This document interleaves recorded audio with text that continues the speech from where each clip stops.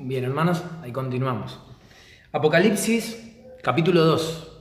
Comienzan las cartas. Las 7 cartas a las iglesias están en los capítulos 2 y 3 de Apocalipsis, que son los capítulos que vamos a empezar a estudiar en estos días. No voy a llenarlos de datos históricos y de un montón de cosas que a veces sirven y a veces no.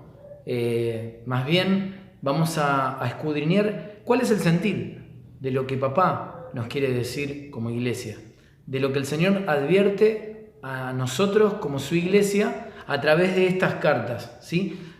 Hay algo que nosotros tenemos que tener bien en cuenta y no olvidarnos. 7 veces, 7 periodos, 7 días, 7 semanas, 7 años, 7 es una medida de tiempo en la que el Señor obra en el corazón, ¿sí? Recuerden por favor esto, porque esto se repite a lo largo de toda la Biblia.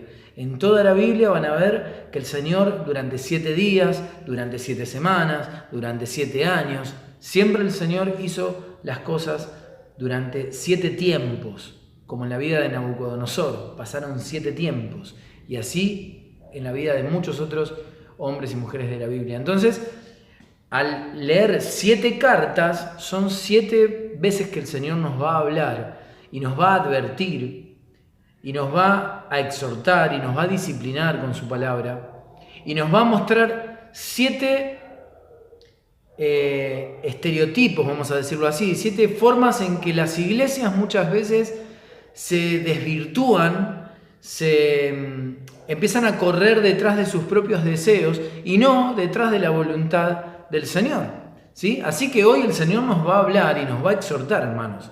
Así que yo les pido por favor que abran su corazón y dispongan su corazón a que el Señor hoy nos exhorte, ¿sí? Porque básicamente las cartas a las iglesias son exhortaciones. ¿Por qué? Porque el Señor dice, el tiempo está cerca y yo necesito que la iglesia esté preparada, necesito que la iglesia pueda recibir la vuelta del Mesías. ¿Por qué? Porque si la iglesia no está preparada, el que no está preparado no va con él, se queda. Y yo, hermanos, como les decía el otro día, no me quiero quedar. Yo y mi casa serviremos a Yeshua. Tenemos que estar preparados como Él quiere. Y Él dice que viene a buscar una novia que está vestida de blanco, limpio, fino, resplandeciente, ¿sí? Son acciones justas. En estos días pasó algo. Mi hija Flor estaba haciendo la tarea del cole. Y en el cole hablaron del día en el que se recuerda, ¿no?, el día de la memoria, ¿sí?, por la justicia y la verdad. Entonces le dijeron que ella tenía que poner que era justicia y que era verdad. Entonces ella viene y me pregunta, ¿para qué es verdad? Le digo, ¿por? Me dice, no, porque en el cole me preguntaron qué es verdad. Y yo le digo, ¿verdad? La verdad es Yeshua. Ella me miró, se sonrió y se fue. Después me pregunta, ¿para qué es justicia? Y le digo que también lo tenía que poner, sí, por esto y por esto. Entonces le digo, mira, la justicia es cuando nosotros hacemos lo que es justo para Dios. Y justo para Dios son sus mandamientos, son lo que Él nos mandó a hacer, ¿sí? Y nos advirtió que hay cosas que a Él no le agradan, ¿no? Que no nos manejemos como la gente de este mundo. O mejor dicho, estamos en el mundo, pero no somos de este mundo, ¿no? Entonces no nos manejamos con los valores y de la manera que se maneja una persona que no tiene temor de Dios. Entonces después me leyó las respuestas y puso, verdad es Yeshua. Y después puso, justicia es hacer lo que es justo delante de Dios, y lo que es justo delante de Dios es cumplir con sus mandamientos. Y yo le explicaba que la Constitución argentina está basada en los mandamientos de Dios. Solo que en estos últimos años, y sobre todo en estas últimas 2 décadas, empezó a cambiar muchísimo todo lo que tiene que ver con la legislación, porque si ustedes leen el preámbulo de la Constitución argentina, si quieren búsquenlo en Google después, van a ver que justamente se invoca a Dios como fuente de toda razón y justicia. se lo invoca para que él ilumine a las personas que tienen que legislar sobre la Argentina, porque Argentina antes era un país que se declaraba cristiano. Entonces, como cristiana, obedecía la palabra de Dios. Y las leyes estaban basadas en los 10 mandamientos. Bien, por eso el divorcio era un delito. El divorcio no, el adulterio era un delito. Entonces, es tremendo porque hoy cambió todo y hoy la persona sin el consentimiento del otro va y se divorcia. Y nadie le pregunta por qué se divorcia. Nadie le va a decir, vos engañaste a tu mujer, no lo hiciste. O a la mujer, vos engañaste. No, o sea, no importa el por qué. La persona se quiere divorciar, se divorcia. Tremendo, ¿no? Y estoy hablando solo del divorcio, de la cantidad de cosas que podríamos hablar. Entonces, hermanos, en un mundo así, en un mundo que no entiende lo que Dios quiere, y en un mundo donde no le importa la voluntad de Dios, vivimos nosotros, la iglesia, como la iglesia de Éfeso. La iglesia de Éfeso, que es la primera carta que vamos a ver, y ahora vamos a ver un poquitito de la historia de la iglesia de Éfeso, de la historia bíblica, ¿sí? No nos vamos a meter en lo que dice en Google o a buscar en un libro, vamos a ver lo que dice la Biblia. Una iglesia que comenzó bien, pero después las cosas se le fueron complicando, ¿sí? Vamos a leer Apocalipsis 2, desde el 1 hasta el versículo 7. Dice, escribe al ángel de la iglesia en Éfeso. O sea, escribile, Juan, a aquella persona que va a tener que dar cuentas de estas cosas y va a tener que advertir de estas cosas. El que tiene las 7 estrellas en su diestra, el que anda en medio de los 7 candeleros de oro, dice esto: yo conozco tus obras y tu arduo trabajo y paciencia, y que no puedes soportar a los malos, y has probado a los que se dicen ser apóstoles y no lo son, y los has hallado mentirosos, y has sufrido y has tenido paciencia, y has trabajado arduamente por amor de mi nombre, y no has desmayado. O sea que hasta acá la iglesia está recibiendo de parte del Señor, no voy a decir halagos, pero sí está recibiendo palabras de afirmación sobre todo lo que venían haciendo. En el 4 dice, pero tengo contra ti que has dejado tu primer amor. Hermanos, una iglesia que ahora vamos a ver cómo comenzó, cómo siguió, y acá lo que el Señor le está diciendo para que cambie lo que estaba mal. Vamos a buscar, por favor, en Hechos 19. Si ustedes lo que pueden hacer, y esto está bueno del video, es que ustedes pueden pararlo en este momento, buscar tranquilos y después siguen con el video, ¿no? En Hechos 19 van a ver un título que dice ahí Pablo en Éfeso. Y dice, aconteció que entre tanto que Apolos estaba en Corinto, que era otra de las ciudades, Pablo, después de recorrer las regiones superiores, vino a Éfeso y hallando a ciertos discípulos, les dijo, ¿recibieron el Espíritu Santo cuando creyeron? Y ellos le dijeron, ni siquiera hemos oído si hay Espíritu Santo. Entonces dijo, ¿en qué pues fueron bautizados? Y ellos dijeron, en el bautismo de Juan. Dijo Pablo, Juan bautizó con bautismo de arrepentimiento, diciendo al pueblo que creyese en aquel que vendría después de él, esto es, en Yeshua, el Mesías. Cuando oyeron esto, fueron bautizados en el nombre del Señor Yeshua. O sea, ellos en Éfeso solo tenían una parte del Evangelio y cuando Pablo les predicó, fueron bautizados en el nombre de Yeshua. ¿Sí? Entonces, dice que habiéndoles impuesto Pablo las manos, vino sobre ellos el Espíritu Santo y hablaban en lenguas y profetizaban. Eran por todos unos 12 hombres. Y entrando Pablo en la sinagoga, habló con denuedo por espacio de 3 meses, discutiendo y persuadiendo acerca del reino de Dios. Bien, había gente que se le oponía y maldecía el Evangelio, ¿sí? Pero hubo gente que escuchó a Pablo y siguió a Pablo, ¿sí? Entonces, el Señor hizo cosas tremendas en Éfeso. ¿Por qué? Porque Pablo, siendo apóstol, dice que él... vamos al versículo 13, al 12. En el 12 dice, y hacía Dios milagros extraordinarios por mano de Pablo, de tal manera que aún se llevaban a los enfermos los paños o delantales de su cuerpo, y las enfermedades se iban de ellos y los espíritus malos salían. Pero algunos de los judíos, exorcistas ambulantes, intentaron invocar el nombre del Señor Yeshua sobre los que tenían espíritus malos, diciendo: les conjuro por Yeshua, el que predica Pablo. Y había 7 hijos de un tal Eseba, judío, jefe de los sacerdotes, que hacían esto. Pero respondiendo el espíritu malo dijo: a Yeshua conozco y sé quién es Pablo, pero ustedes ¿quiénes son? Y el hombre en quien estaba el espíritu malo, saltando sobre ellos y dominándolos, pudo más que ellos, de tal manera que huyeron de aquella casa desnudos y heridos. Tremendo, hermanos. Miren lo que pasó en Éfeso. Pablo hacía sanidades extraordinarias, tremendas. Dice que Dios hacía cosas que nadie les había visto nunca, ¿verdad?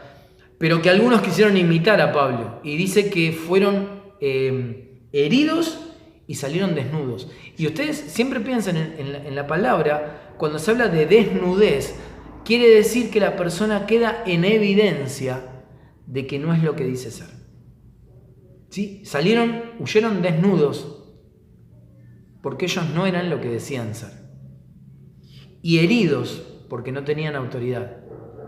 Ellos podían invocar el nombre de Yeshua, porque vieron lo que hacía Pablo y quisieron hacer lo mismo. Pero dice que fueron heridos, porque ellos no eran lo que decían ser. No tenían autoridad. Bien, bueno, pasaron un montón de cosas más.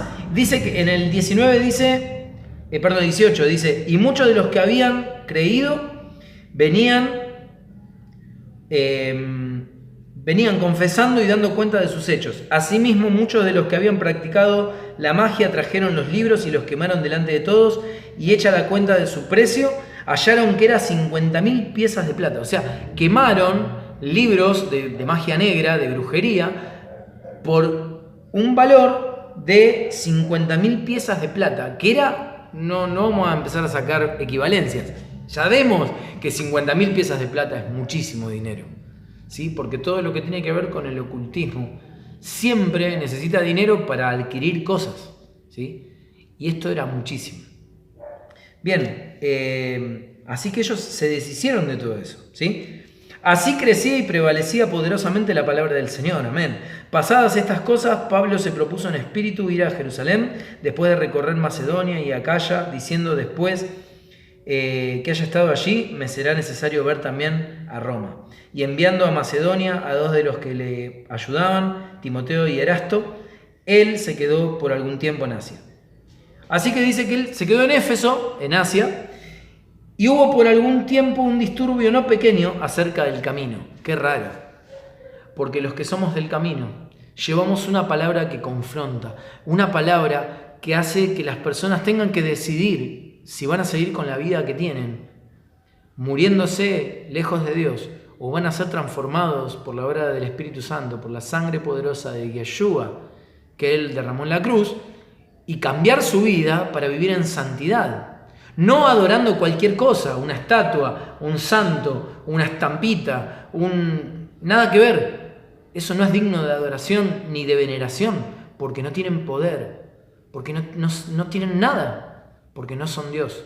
Ni siquiera Dios mandó. Dios dice en su primer mandamiento: no honrarás, ni venerarás, ni adorarás imágenes, ni de lo que está en el cielo, ni de lo que está en la tierra, ni debajo de la tierra. O sea, jamás el Señor mandó a hacer una estampita, ni mandó a hacer un dibujo, ni mandó a hacer un arte, ni una estatua, ni una figura de nada, porque Él dice: no se postren, ni las adoren, ni las honren. O sea, no le prendan velas, no le hagan nada de todo eso, porque eso es abominable delante del Señor, ¿sí? El único Dios verdadero no se muestra con una imagen. ¿Por qué? Porque sabe que nosotros enseguida adoraríamos. Por eso hay gente que piensa que la imagen esa del Sagrado Corazón es Jesús. Y los Umbanda mismos utilizan el Sagrado Corazón, porque el Sagrado Corazón viene de Babilonia y era otro Dios que no tiene nada que ver con Yeshua. Yeshua nadie sabe cómo Él era. Si era narigón como yo, si era orejudo como yo, si era petizo como yo, o si era alto o grandote como David, como Juanjo, nadie lo sabe. O sea, nadie lo sabe, ni importa saberlo, porque lo importante acá es lo que él hizo. Lo importante es lo que él hizo, no saber cómo era. ¿Sí? Bien, entonces dice que hay un alboroto no pequeño, ¿no? Acerca del camino, acerca del evangelio que se estaba predicando. Dice que había un platero que se llamaba Demetrio, que el tipo hacía templecillos de Diana. Diana era la diosa que estaba como centro espiritual, había poseído a la ciudad de Éfeso.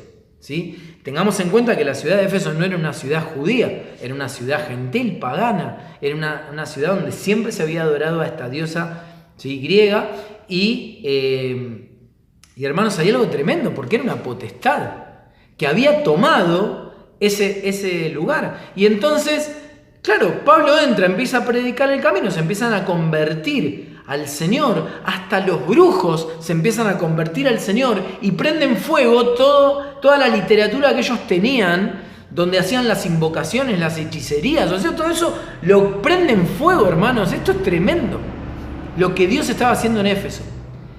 Y entonces dice que ellos vieron cómo Pablo, que era un verdadero apóstol, hizo señales de parte de Dios extraordinarias. Que los enfermos se sanaban a distancia. Ya está, no hay mucho más que hablar.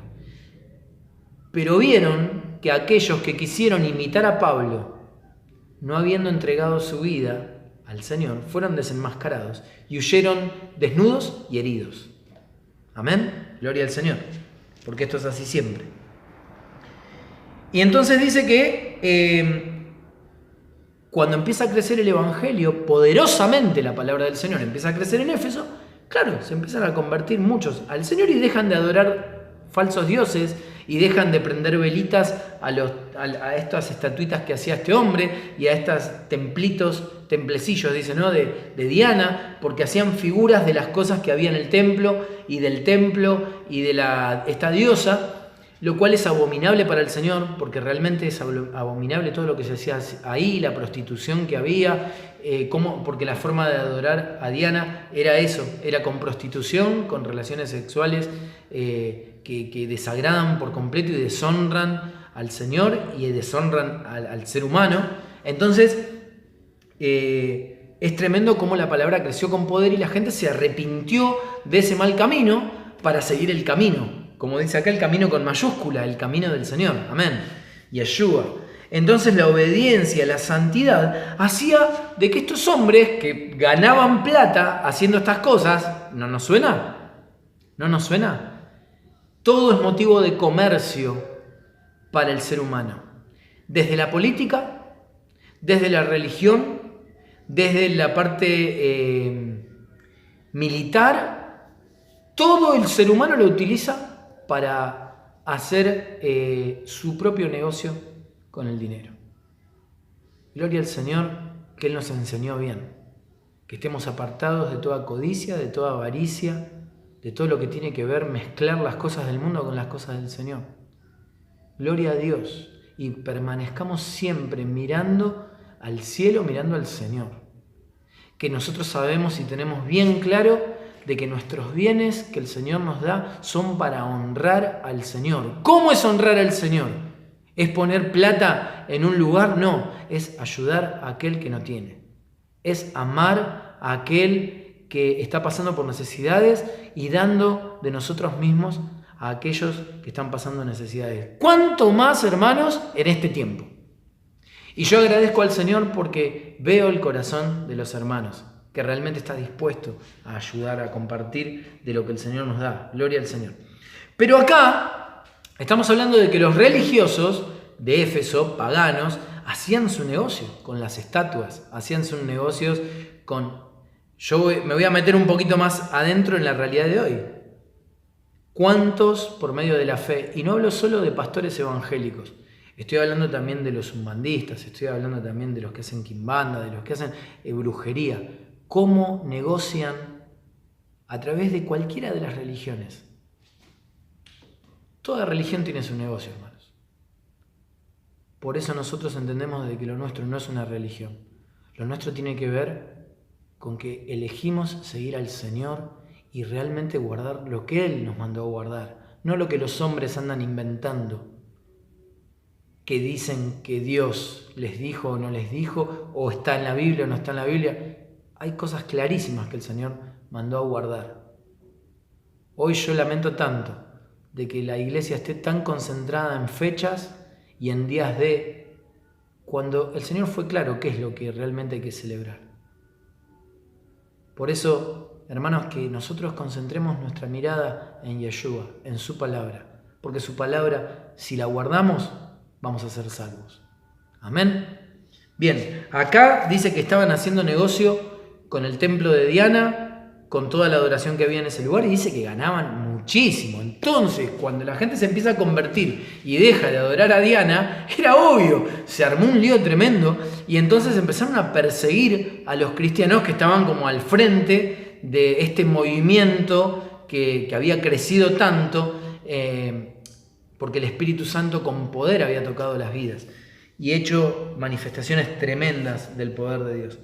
Entonces, hermano, dice que llevan a los creyentes a juicio, pero ahí público, y en lugar de dirigirse primero a quienes se tenían que dirigir y presentar la causa, no. O sea, ellos se los querían sacar de encima ese día. Y dice que entonces el escribano que estaba escuchando lo que pasaba, que la gente estaba alborotadísima y había mucha confusión. Después ustedes lean todo el pasaje de Hechos 19. Había mucha confusión en el pueblo, que ya no se entendía qué era lo que estaba pasando.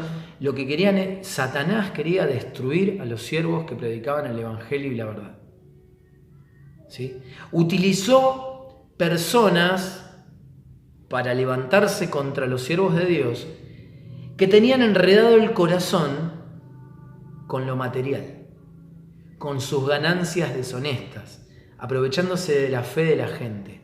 Hermanos, no voy a ahondar demasiado, ustedes ya saben de lo que estamos hablando. Hoy día hay gente que se dicen siervos de Dios, pero que utilizan el evangelio para tener sus propias ganancias.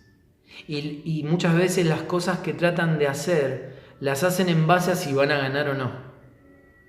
Y eso es tremendo, hermanos. Eso es tremendo, el juicio que va a venir sobre esas vidas.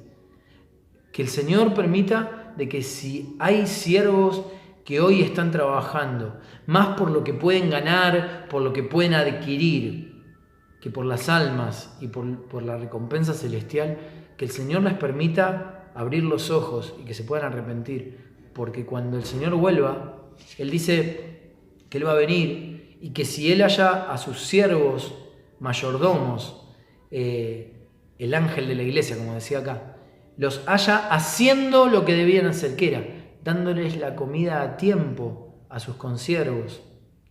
Dice, pero entonces lo va a felicitar y lo va a recompensar, hermano. Gloria al Señor. Dice que el mismo Señor le va a servir a ese siervo si lo halla de esa manera cuando Él vuelva.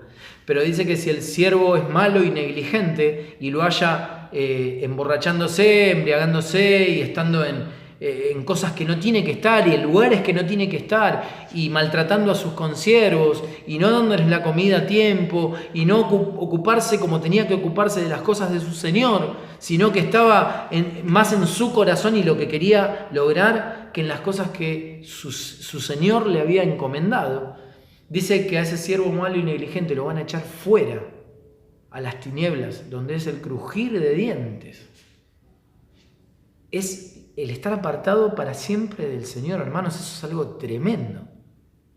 Bien, en una realidad espiritual que estamos viviendo hoy, donde muchos sirven a Dios por lo que van a adquirir acá, no por lo que Él les va a dar cuando Él vuelva.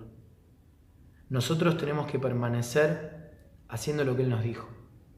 Sirvamos al Señor con alegría y con gozo, aún pasando por pruebas, aún pasando por problemas. ¿Por qué, hermanos? Porque realmente las pruebas de este tiempo no son comparables con la gloria que viene. Y el Señor lo está demostrando y nos está llamando, hermanos. Nos está llamando. Bien. Dice que se arma un revuelo tremendo y los querían matar, ahí nomás, se los querían sacar de encima. Los querían borrar. Sin embargo, el Señor guardó porque este hombre le decía, no vamos a hacer nada acá. Vamos a hacer las cosas paso a paso como tienen que ser.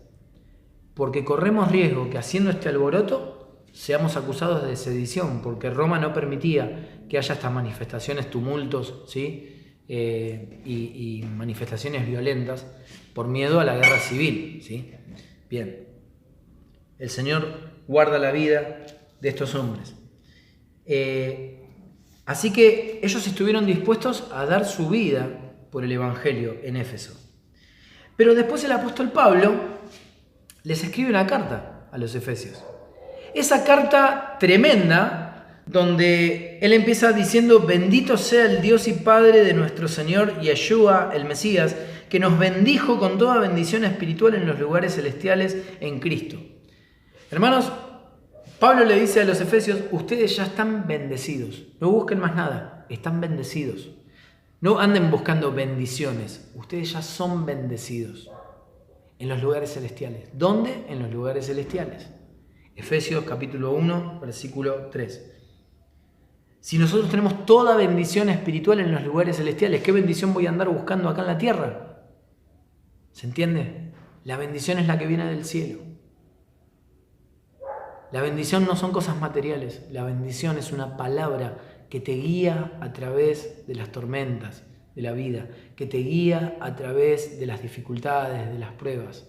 La bendición es una palabra que se dio a tu vida, que vino a tu vida del cielo, de nuestro papá. Él nos llamó hijos y esa es la bendición por excelencia. Un padre solo bendice, da la bendición a los hijos. Si no sos hijo, no tenés bendición. Por eso cuando nosotros le decimos a una persona que Dios te bendiga, le estamos diciendo: todavía no te bendijo. Por eso a una persona que no tiene el Espíritu Santo, que no es hijo, hija de Dios, yo le puedo decir que Dios te bendiga. ¿Se entiende, no? El Señor nos ha bendecido. Tenemos que estar completamente seguros. Somos hijos, entonces tenemos que estar seguros de que Él nos bendijo. Él ya nos bendijo. Yo soy bendecido. No ando buscando bendiciones. Soy bendecido por el Señor. Él habló de mí y dijo que soy su hijo y Él es mi papá. Y que todo lo que hay en el cielo, si yo permanezco hasta el fin, es mío, porque me lo dio Él. Toda bendición espiritual en los lugares celestiales. Hermanos, quiero que pensemos por un segundo en esto.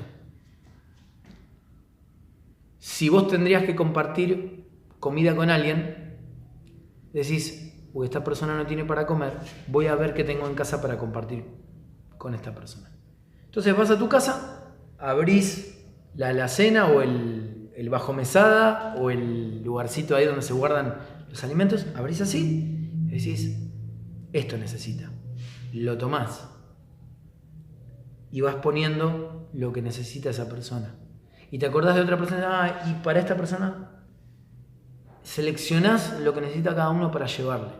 Le llevás y esa persona agradecida, gozosa, porque tiene lo que necesitaba. Los siervos y siervas del Señor hacen eso. Toman del cielo cosas para llevarle a quienes necesitan. Nosotros tenemos todo en el cielo. Nuestra despensa celestial está llena, abunda y sobreabunda. El tema es que muy pocos logran clamar y buscar lo que está en el cielo para que se abran las puertas. O como dice la palabra, que se abran las ventanas del cielo hasta que sobreabunde. Buscá lo que está ahí hasta que sobreabunde y puedas repartir a todos.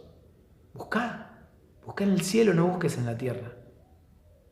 No te va a salvar un mejor trabajo, ni menos hoy, ¿no?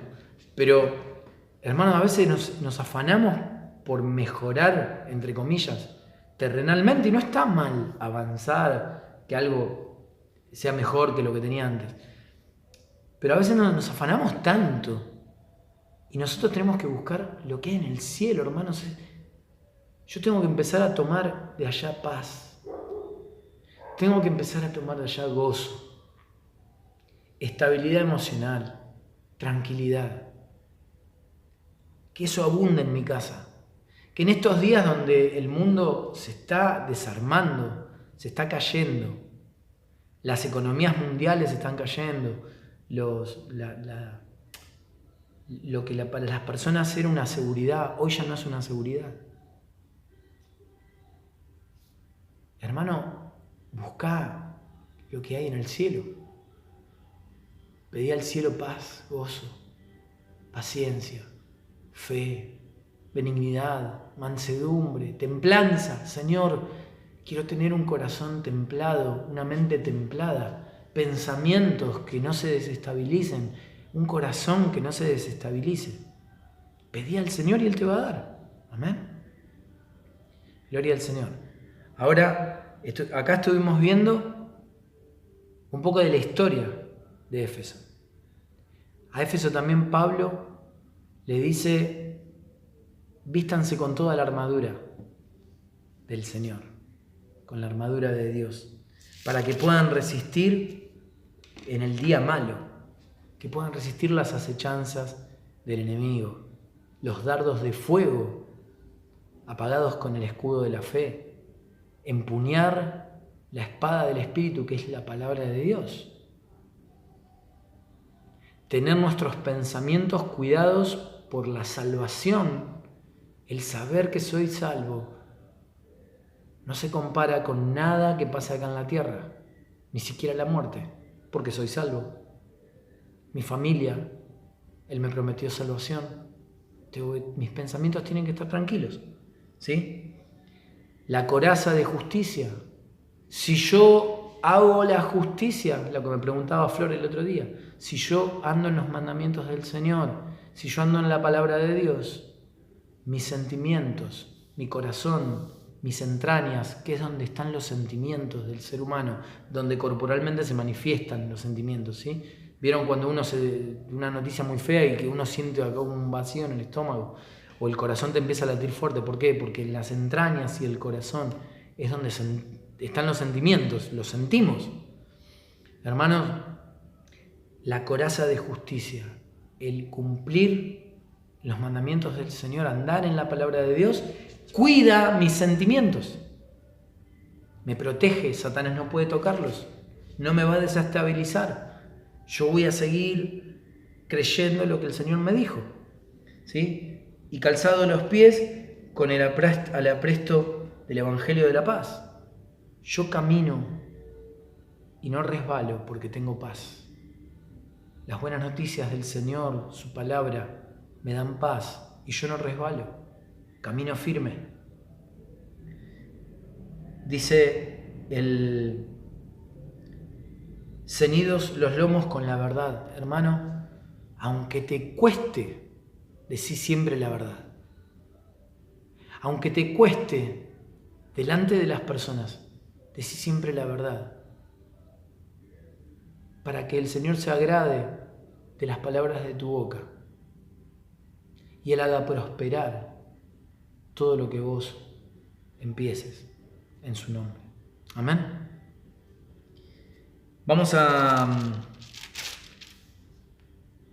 cortar acá y vamos a continuar con otro video más, ¿sí?